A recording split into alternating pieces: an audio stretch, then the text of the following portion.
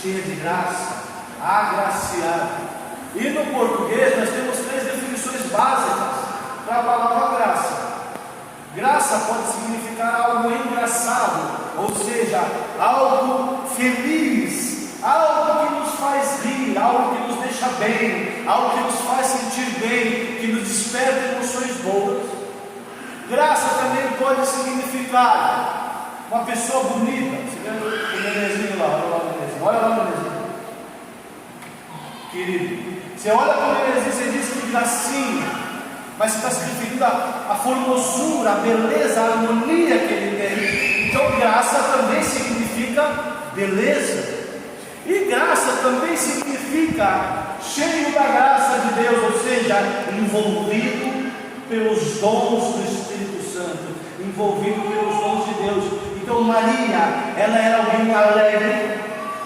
O anjo desce e dá de cara com alguém alegre, com alguém muito belo e com alguém envolvido pela presença do Senhor.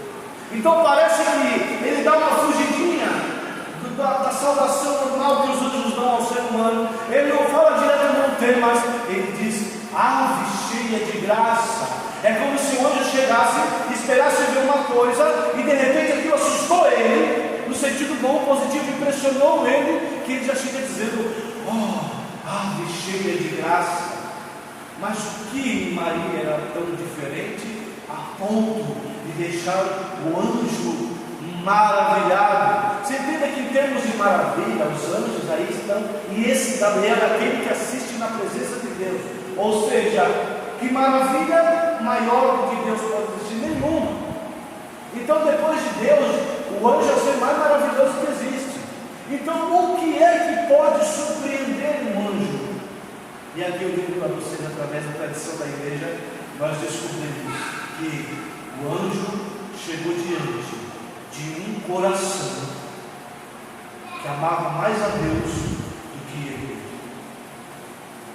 Veja como é o imaculado coração de Maria, o coração que consegue compreender mais amor, um amor maior do que o amor angelical. Veja, por isso ele diz ave, ou cheia de graça. Ela estava envolvida por uma beleza, por uma graciosidade, por um dom de alguém que ama inteiramente, de alguém que ama a Deus com toda a sua presença, com toda a sua existência, com todos os seus pensamentos, com toda a sua forma. Veja o tamanho da excelência do ser humano chamado Maria, aquela que foi escolhida por Deus para ser mãe do Cristo. Aí, como que o anjo chegou, ficou maravilhado, aí parece que ele volta para a fala original dele. Ele diz: não tenha medo, né, para Maria, mas antes ele saúda Maria. Você imagina um ser capaz de arrancar uma salvação do anjo, só superior a ele. Então Maria tem no seu coração um amor por Deus maior até que o dos anjos. Você imagina o coração de Maria. Então ele diz: não temas. Mas daí ele volta para a casinha dele, né? Mas nossa, ele se maravilhou tanto, aquilo era tão bonito. Tá, volta, vamos lá, eu vim fazer alguma coisa, eu vim te dar uma mensagem, não posso me distrair diante dessa maravilha. Volta, não tenha medo, os considerás do Altíssimo, que te envolverá com a tua sombra. O Espírito Santo do Senhor te envolverá. E o mais lindo de tudo, o que Maria responde? Faça-se em mim segundo a tua vontade. Eis, e aqui tem um probleminha na tradução, porque a tradução está um pouquinho romantizada. Não é que está errada, está um pouquinho romantizada. A palavra original do grego que foi dado por Lucas é eis a escrava, não a serva. Mas hoje, nos dias de hoje, para não assustar as pessoas, parece que os tradutores bíblicos usam a palavra servo, né? Eis aqui a escrava do Senhor. Por quê? Porque escravo é alguém com a vontade totalmente submetida. Hoje em dia, ser funcionário, ser um servo, já não tem essa conotação de estar totalmente submetido em função da existência do homem. Mas Maria se coloca submissa, totalmente submissa à vontade de Deus. E o mais lindo de tudo é o quê? Deus, Ele não quer só usar Maria, Ele quer o consentimento. Aqui está a diferença entre instrumento e ministro. Instrumento e ministro. A gente tem um instrumento e um ministro músico, certo? Qual é a diferença do instrumento para o ministro? O instrumento não tem vontade própria, ele é obrigado a tocar o som que o ministro vai tocar. Agora o ministro sim tem vontade própria, ele vai escolher a música que ele quer tocar. Maria escolheu colaborar com Deus, por isso ela não é uma coisa, ela é uma ministra, ela escolheu colaborar com a nossa salvação. Maria escolheu por vontade própria colaborar com a tua salvação, porque ela foi a porta no qual recebemos a verdade, o caminho e a verdade. Maria, ela gera Jesus Cristo, ela gera o corpo físico de Cristo, certo? Certo? Certo, todo mundo dormindo, maravilha. Vamos lá. O que eu quero perguntar para vocês? Aqui tem várias mães, e eu já vi 2 dos meus 4 filhos nascer. Outras 2 não deu tempo, ia trabalhar, não chegou. Outro testemunho. Tem como gerar lá, sei lá, no corpo da mãe, uma perna, um braço, e outra barriga gerar, outra perna, outro braço, naquele mesmo ser? Não tem como. Maria gera o corpo inteirinho de Jesus Cristo, certo? Talvez isso pareça estranho, você vai entender o que eu estou falando isso. Todo mundo aqui sabe que a igreja é o corpo místico de Cristo, certo? Do qual, segundo São Paulo, nós somos membros, certo? Se Maria gerou o corpo inteirinho de Cristo, então, meu querido, minha querida, ela gerou você também. Ela é tua mãe, espiritualmente falando.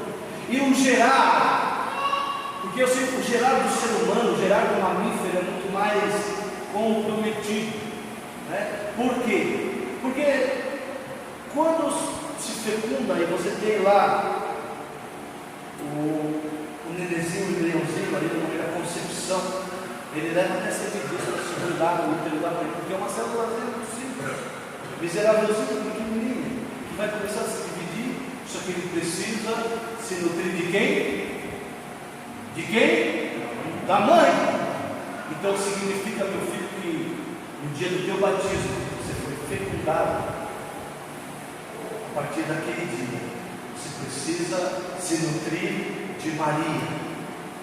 Ela é a tua mãe espiritual, ela é mãe de Jesus, portanto é mãe da igreja, porque a igreja é o corpo místico de Jesus.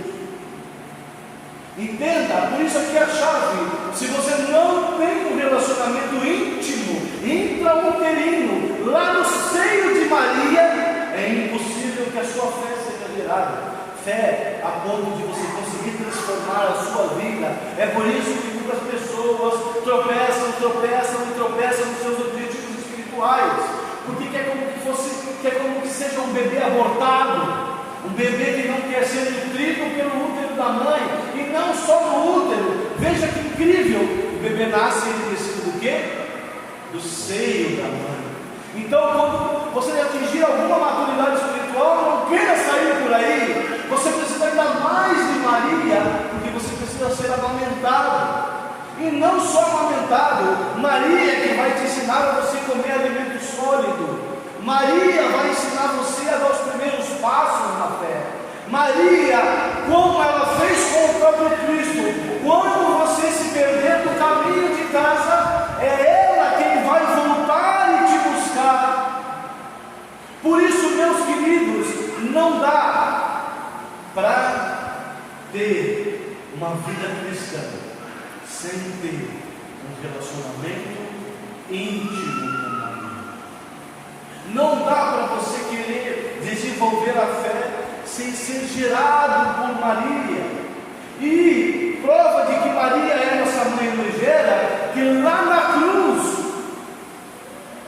da pouca força que restava para Jesus pendurado no madeiro, das poucas frases que ele dizia, ele nos entregou Maria como mãe. Vê que ele não usa o nome de João, ele diz filho, porque isso serve para todos os filhos. Ele não usa o nome de Maria, ele diz mãe, porque todo filho precisa de uma mãe. Naquele momento, Jesus eterniza a ação de Maria na nossa vida como nossa mãe espiritual. É Jesus que institui essa maternidade perpétua de Maria, ou seja, não importa o tempo em que nós nascemos, no momento, meu querido, que você foi batizado, é como se você tivesse sido, pelo Espírito Santo, como foi Jesus gerado no ventre de Maria. E é necessário ter esse tempo de gestação, esse tempo de relacionamento íntimo com Maria.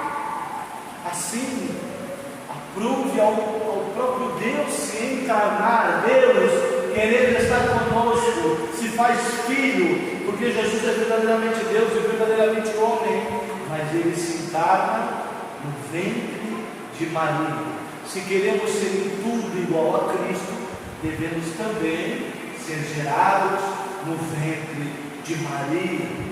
Não dá para ser um bom cristão, um bom católico, meus queridos, sem ser gerado no ventre